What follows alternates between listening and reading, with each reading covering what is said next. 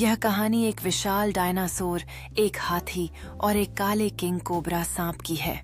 Dinosaur अपने विशाल आकार में जंगल के बीच गर्जना करता है, जिससे आसमान में पक्षियों का झुंड उड़ जाता है।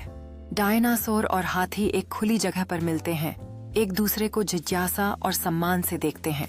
डायनासोर खेलकर जमीन पर कदम रखता है, जबकि हाथी खुशी से सीटी बजाता है। उनकी मुलाकात का आनंद लेते हैं। डायनासोर और हाथी खुशी से खेलते हुए दौड़ लगाते हैं, जबकि काला किंग कोबरा पास की चट्टान पर बैठकर यह दृश्य देखता है। सूरज अस्त होने लगता है। जंगल पर एक सुनहरी रोशनी बिखेरता है, जैसे डायनासोर और हाथी आराम करते हैं। डायनासोर और हाथी एक शांत क्षण साझा करते हैं। उनकी छायाएं सूर्यास्त के आकाश में लटकी होती हैं। जंगल में रात का अंधेरा छाने लगता है और उनके बीच की मित्रता को एक जादुई वातावरण में बदल देता है।